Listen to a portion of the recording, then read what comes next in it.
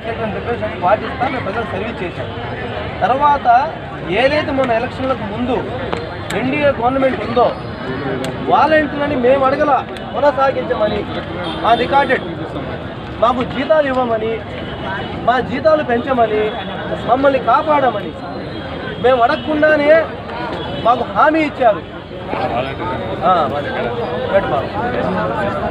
వేటపాలెం చీరాల తీసుకోవడం బాపట్ల జిల్లా state president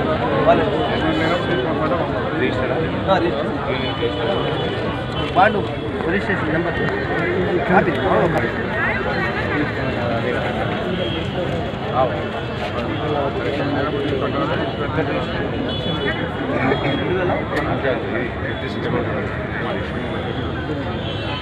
ఇప్పుడు మనకు చీలిపోయిన తర్వాత విజయవాడ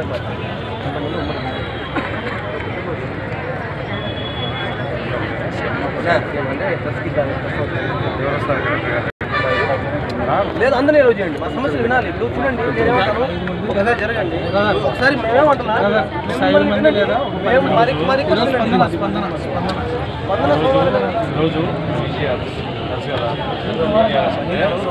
వీళ్ళు మాత్రమే కాదు, ప్రజలు ఇంకా చాలామంది ప్రజలు ఉంటారు. అందరూ వాళ్ళ వాలంటీర్లు మాత్రమే ప్రజలు కాదు కదా, అందరూ ప్రజలే. కలెక్టర్ గారు వాళ్ళ సమస్యలు మాత్రమే, అందరి సమస్యలు ఆ సమస్యల కంటే అందరి సమస్యలు వినాల్సిందే తప్పదు. అందరికీ బాధ్యత కలెక్టర్ గారికి ఉంటుంది. కాబట్టి ప్రతి సమస్య గురించి ప్రజలు వస్తూ ఉంటారు. కేవలం ఒక్క సమస్య గురించి 100 మంది వస్తాము అంటే అది కరెక్ట్. మేమేమంటామంటే మా సమస్య ఆత్మహత్యలు చేసుకునే మీరు ఎవరైనా ఒక 5 మంది సెలెక్టివ్గా రండి, మేము మాట్లాడతాము, గట్టిగా చెప్పగలము, మా సమస్యలు మేము విన్నవించుకోగలము అంటే 10 మంది రండి. ఆ 5 మంది వస్తే మేము తీసుకెళ్ళి ఒకసారి కల్పిస్తాం. రైట్, మీరు సెలెక్ట్ చేసుకుంటే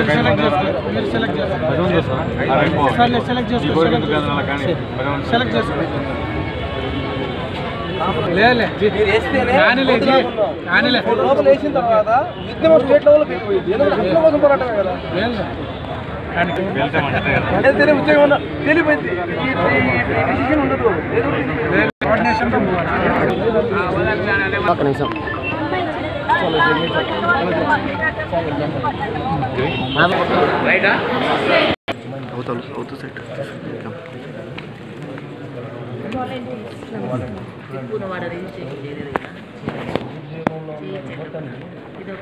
ప్రభుత్వం ఉద్యోగం ఇచ్చి బతుకు జీవడానికి ఏదైతే వచ్చిన గవర్నమెంట్ ఉందో ఆ గవర్నమెంట్ హామీ అడగకుండా హామీ ఇచ్చి ఆ హామీని పిల్లలకు ఇంతమంది మహిళలని ఉద్యోగంలో యువతని నిరుద్యోగులుగా చేసి ఆత్మహత్య చేసే విధంగా ఉండడం కరెక్ట్ అంటారు.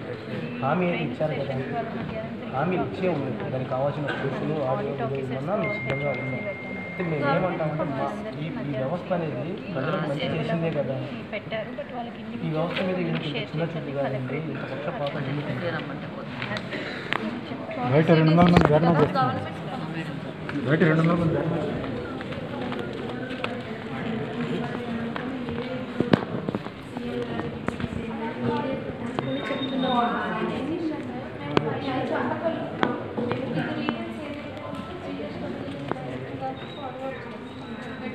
ప్రభుత్వాన్ని బట్టి వర్క్ చేయలేదు. జనాల కోసమే చేస్తాం.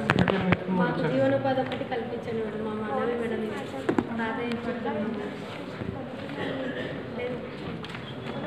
ఎన్నికల టైంలో ఇచ్చినారు మేడం, హామీ ఇచ్చినారు. 10,000 గౌరవ వేతనం చేస్తామని.